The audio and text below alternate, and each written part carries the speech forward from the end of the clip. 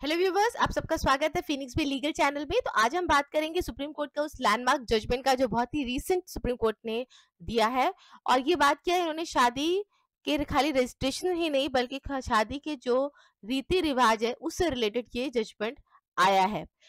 ये बहुत ही important judgement है क्योंकि इसे बहुत क्लियर कट बोला गया है कि अगर आप रिचुअल्स को नहीं मानते हो तो वो शादी मान्य नहीं होगी। तो आज हम जानेंगे अपने इस वीडियो में कि इस जजमेंट में सुप्रीम कोर्ट ने क्या कहा है। जजमेंट का हम एनालिसिस करेंगे, क्या इसके फैक्ट्स हैं, क्या इसमें लॉ है।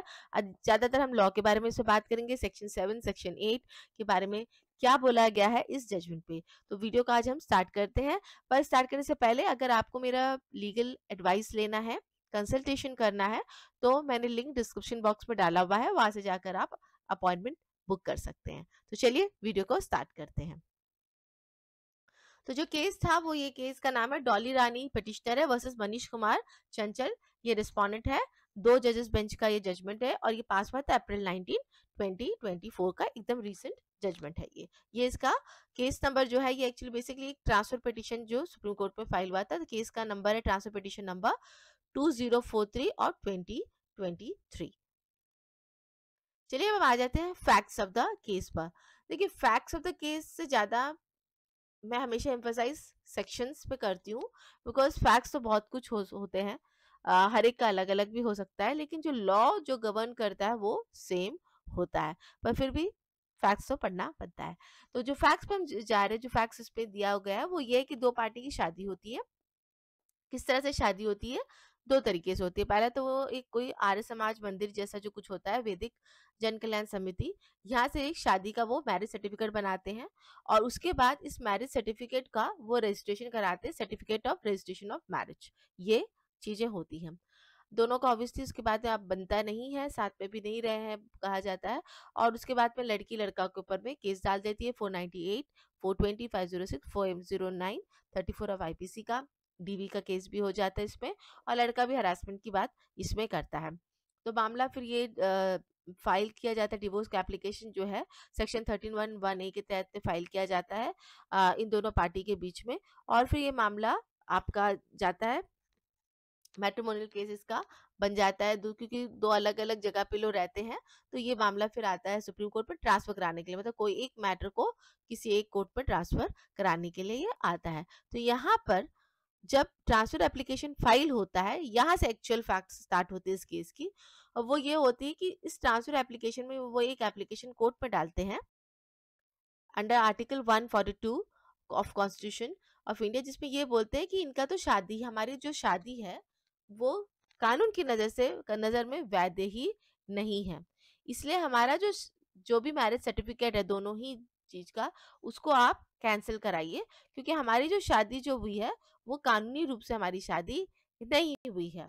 यहाँ से देखिए पॉइंट ऑफ लॉ स्टार्ट होता है अपने हिंदू मैरिज एक्ट का। क्यों नहीं हुई है इनकी शादी, क्यों ये कह रहे हैं कि हमारी शादी जो है वो हिंदू जो लॉ के हिसाब से ही वैध नहीं है। तो इसके लिए हमें सबसे पहले पढ़ना पड़ेगा section 7 of Hindu marriage act. जो सेक्शन 7 है वो हिंदू मैरिज एक्ट का, ये सेरेमनीज ऑफ हिंदू मैरिज बोला गया है। मैं पूरा सेक्शन अगर पढ़ना चाहे तो मैंने निकाल के भी रखा हुआ है। तो इस पे जो बोला है, जो क्लॉज 1A बोलता है, Hindu marriage may be solemnize in accordance with the customary rites and customs ceremonies of either party thereto. मतलब जो हमारी हिंदू की जो शादी होती है, दोनों पार्टी में से किसी एक पार्टी का जो ट्रेडिशन या कस्टम है उसके हिसाब से होनी चाहिए। अब हम आ जाते हैं दूसरे पेज, जो सब क्लास 2 है, सेक्शन 7 का सब क्लास 2 है, यही इंपॉर्टेंट है इस केस में।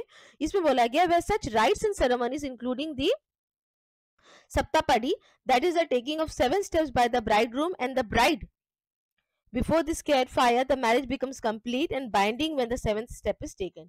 यहाँ पे जो सब क्लास 2 जो बोला गया है, ये बोल रहा है कि अगर अगर क्या दोनों पार्टी का सप्तती में 7 फेरा जो होता है, ये बहुत ही इंपॉर्टेंट रिचुअल है। और ये जब 7वां स्टेप कंप्लीट हो जाता है तब जाके शादी कंप्लीट मानी जाएगी। मतलब ये जो रिचुअल जो बोला गया है 7 फेरों का, ये बहुत ही इंपॉर्टेंट रिचुअल माना गया। यहाँ पे बोला गया है कि इसके बिना शादी नहीं मानी जाएगी। दो, ये मेरा अपना ओपिनियन है, मेरा अपना लीगल पॉइंट है कि मैं इस इंटरप्रिटेशन जो सुप्रीम कोर्ट पे अभी इसका हुआ है उसे मैं वाक्या नहीं रखती हूँ। मेरा अपना कारण है, क्योंकि मेरे हिसाब से यहाँ पे एक शब्द यूज हुआ है जब हम सब क्लॉज 1 पढ़ते हैं, Hindu marriage may be solemnized according with the customary rites and ceremonies of either party thereto, उसके बाद में सब क्लॉज आया है।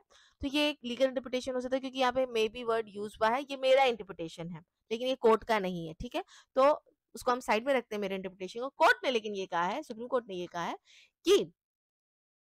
कि जब तक 7 फेरे नहीं होते हैं, हम इस शादी, ये जो शादी जो होती है वो मान्य नहीं होगा।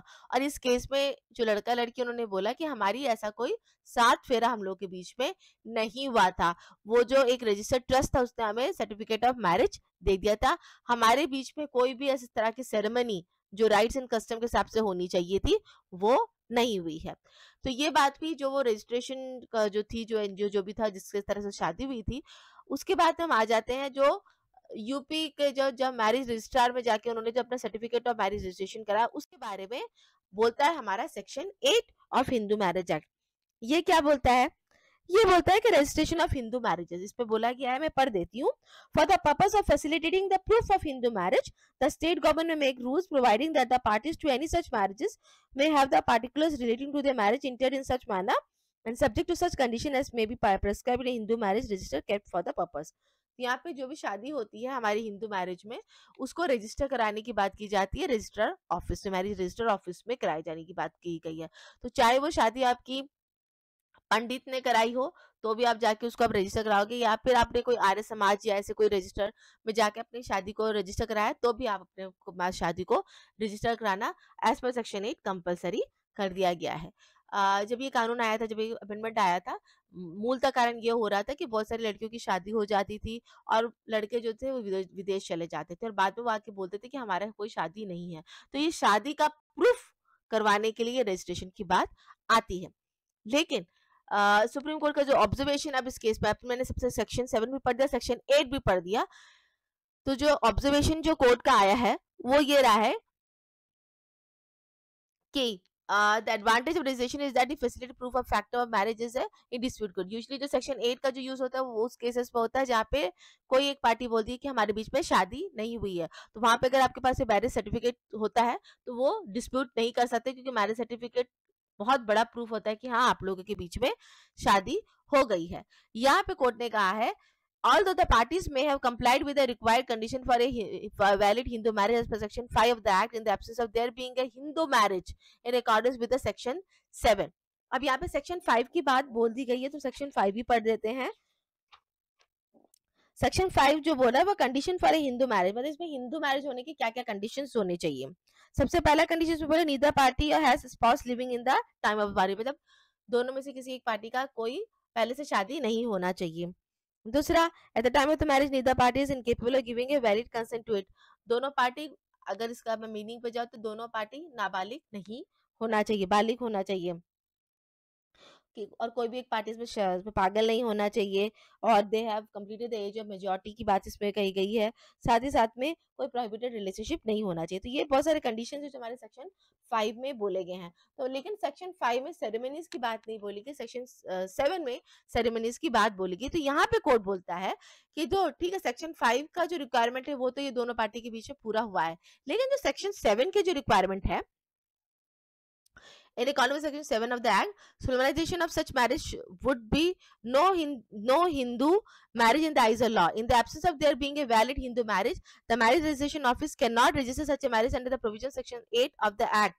Therefore, a certificate issued stating that the couple had undergone marriage and if the marriage ceremony has not been performed in accordance with section 7 of the act, then the registration of such marriage under section 8 would not confer any legitimacy to such a marriage। इसे बहुत clearly बोला गया है कि अगर section 7 complied नहीं हुआ है, मतलब हिंदू रीति रिवाज अगर 7 फेरे नहीं हुए हैं, पूजा पाठ से शादी नहीं हुई है प्रॉपरली, तब सेक्शन 8 नहीं हो सकता है। सेक्शन 8 मतलब आपका मैरिज रजिस्ट्रेशन करवाने के लिए आपका सेक्शन 7 हिंदू मैरिज एक्ट का होना है, तभी जाके सेक्शन 8 होगा।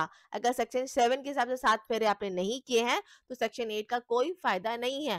तो आपके दिमाग में भी एक सवाल आ रहा होगा कि जो रजिस्ट्रेशन ऑफ मैरिज है क्या, देखिए अगर स्पेशल मैरिज एक्ट के तहत में वो अलग कानून है, हम यहाँ पे हिंदू मैरिज एक्ट की बात कर रहे हैं। स्पेशल मैरिज एक्ट में आप मैरिज रजिस्टर करा सकते हो, वो बकायदा वैलिड होता है, लेकिन अगर आप हिंदू मैरिज एक्ट में अपना मैरिज को रजिस्टर कराए हो, वो आपका सेक्शन 7 के कंप्लाई होने के बाद में ही होता है। बहुत सारी जगह पे जब हम जाते हैं रजिस्ट्रेशन में, बहुत जगह के मैं खुद का बताती हूँ, हमारा जब मैरिज रजिस्ट्रेशन हुआ था तो हमारे कुछ शादी के हमारे सारे फोटोज देखे गए थे, मतलब वो सारा 2-3 फोटोज, 2-3 टाइप्स के फोटोज वो हमें लगाए गए थे, देखा गया था कि सेरेमनीज हुआ, उसके बाद में रजिस्ट्रेशन हुआ था। तो यहाँ पे बात वही पे आ जाती है कि अगर आपने 7 फेरे नहीं लिए हैं तो सेक्शन 8 का कंप्लायंस भी अगर आप करते हो तो वो शादी शादी नहीं मानी जाएगी। यही बात इस जजमेंट में बोली गई है, यही ऑब्जर्वेशन सुप्रीम कोर्ट का रहा है कि अगर 7 फेरे नहीं हुए हैं तो रजिस्टर ऑफ मैरिज का कोई फायदा नहीं है, वो भी कैंसल हो जाएगा।